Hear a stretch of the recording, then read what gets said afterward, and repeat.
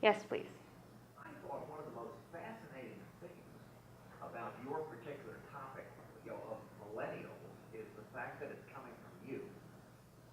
I'm, prior to your talk, I was looking at millennials as U.S. children who had been born in these years and grew up in this environment. How much do you think millennials extend around the world? Are people the same age group in sub-Saharan Africa and Australia and China? Are they all millennials in terms of thinking this way and looking for these same types of approach to education? I don't think so. I'm not really sure, but now all the millennials or this age group have the same access. I wouldn't say like North Korea don't have this access. They don't see what the rest of the world are doing, but that's an exception. But then if you have that access, you have YouTube, you have Facebook, you have all these social media that connects you to everyone, all these celebrities, then it is common to find those values between millennials. For example, but there are also exceptions, like for example in Egypt, millennials my age, not everybody thinks the same way. Not everybody is as accepting to other cultures. I can be accepting to all cultures and all nationalities and everything, but then you find other people who are probably not. But that's changing now because all of these young children or millennials have the same access to the world. They can see where everybody is, what are they doing, how can you connect to them, and you actually can. So it's an access thing, and you think anyone has the same type of electronic access is going to be thinking of the world in the same way. not exactly the same way, but this is the direction that they're going to. Okay.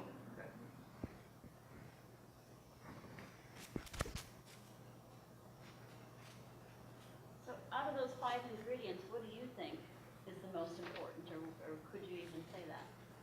I would say make it relevant to clinical practice, making it fun.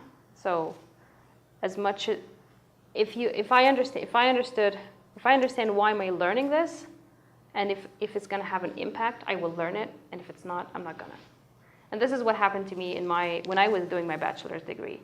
I chose whole courses not to study the whole year. I didn't care because I just didn't see any benefit of doing that. And then for other courses, I was just very interested, like pharmacology. But then, yeah. So make it relevant to clinical practice. That would be my go-to. And do you think that's always easy to do? And I guess the TV is nowhere near as common as it was 100 years ago, and yet you still could develop this interest in tuberculosis. And what about when when you're learning about types of diseases that you might see in your specialty practice but you've never seen? Yeah, I would say case scenarios would help do that. Okay. So that's possible no matter what the background. There's nothing we cannot excite you with. well, it really depends. It depends on the subject, really. Yeah. I mean, for example, things like HIV. We don't really have HIV. We don't see that much HIV in the Middle East. But then if I see a case scenario and, this can happen, it's rare, it's there, and I know what is the chance of seeing an HIV patient, then I can correlate to that. But it's instead of just saying, this is HIV, this is the pathophysiology, this is how you treat it, I would say, this is a patient who has HIV and he has this complication. How would you treat that? That would be a different approach. That will be the kind of approach I will be interested in versus just factual information in a lecture. And there are all kinds of lessons you can learn about TB. I can tell you drank Kool-Aid. So, Sarah, you stated that you enjoyed lectures when there was a question posed at the beginning. Did that question get answered by the faculty, or was it led to the student to find the answer at the end? Well, both. So for example, some of the critical care courses, there were lectures in the discussion groups that were optional, but then I was interested in that question because it was, it's like a case, and then what do you do if this happens? And then, I'll be very interested to know the answer. So some of them I would find the answer by myself. Other courses, the lecturer would give me the answer. But then both ways, I would be interested in knowing this information because the question is now in my head and I really want to know the answer to that. Versus just giving me the information, like you should do 1, 2, 3, versus what would you do if you have a patient who has hypertension and this, for example. Yes? As a student and as a millennial who went through the program, was our program usually for millennials? Or would there be a recommendation to augment certain aspects that would make it more engaging? I would say so it depends on the course and who's the course director and how is it designed, because every course is different. Everyone has different teaching methods. And then some courses I enjoyed, some courses I didn't enjoy as much.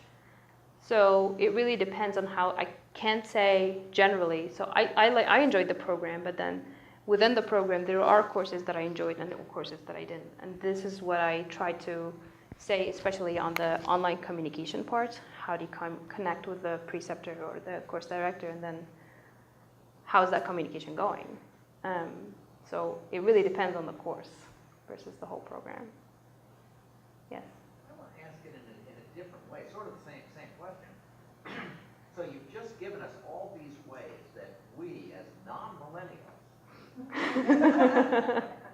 I think I'm a solid baby boomer. I'm not saying the other baby boomers, but when you take a job as a millennial, you got to work for me, Right. baby boomer, for at least another 5 or 10 years. And Right. then it'll cycle into whatever the other generations have been called.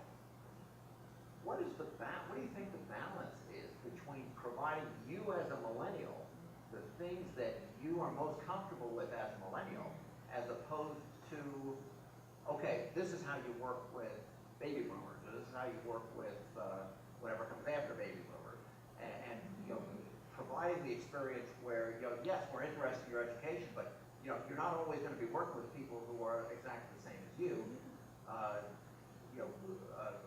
Being Other in a university generations. setting allows you to see a broad range of experiences and points of view, and learn to live and work with them. So what's the right balance? So the thing about we talk a lot about millennials in education because the baby boomers or Generation X are in charge and they're giving them this information.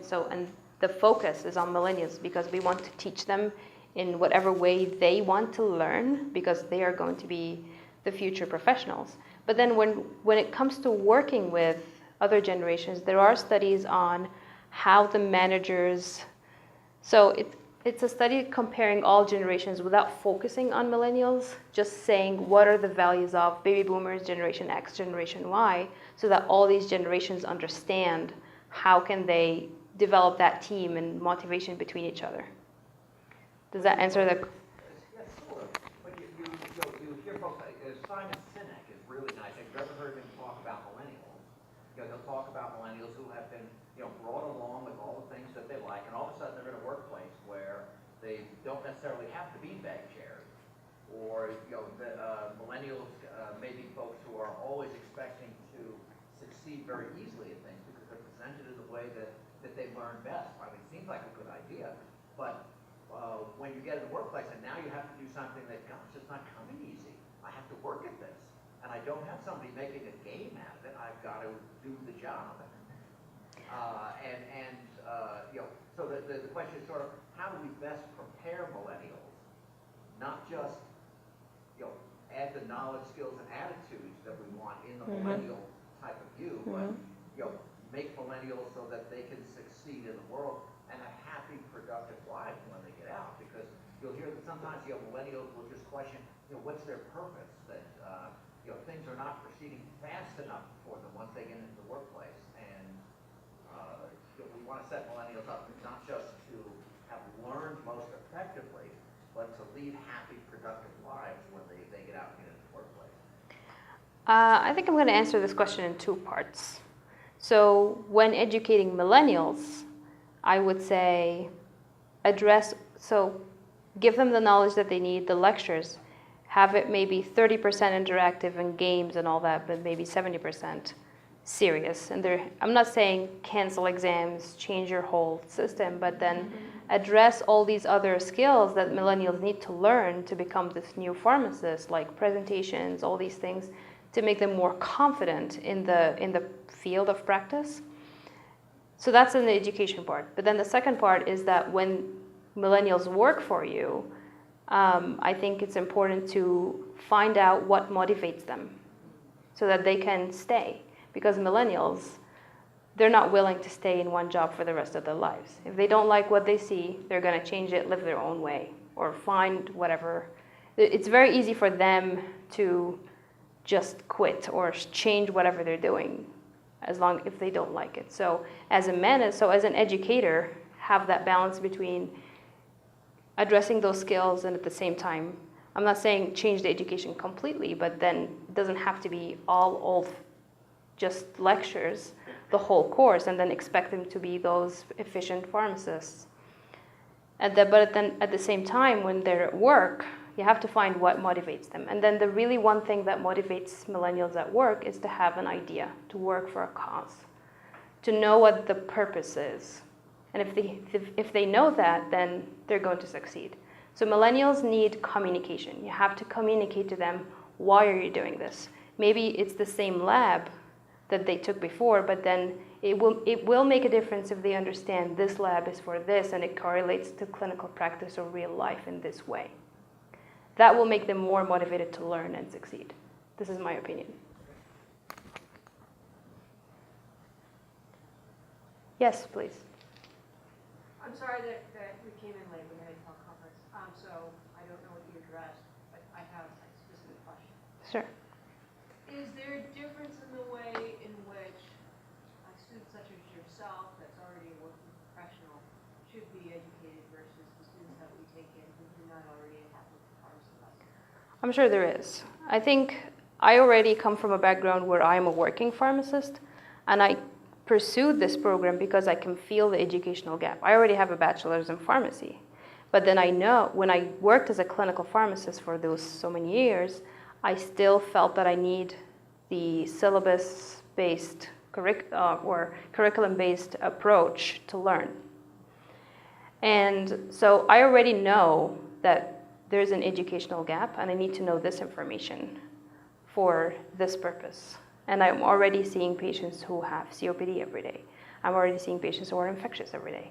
I'm already maybe in a pharmacy where patients come in and ask me questions that I can't answer. Versus someone who has not seen that. He has not seen that background or clinical background. It's different. I think they need more work to make them realize the correlation between the science they're learning and the real life. But I also see people in the ITPD program especially that don't have an experience or any background information. And that kind of puts them, I think, in the criteria of those students who did not see any real life practice. So no practice needs more correlation to real life. So more cases, more kind of like, like that. Sure.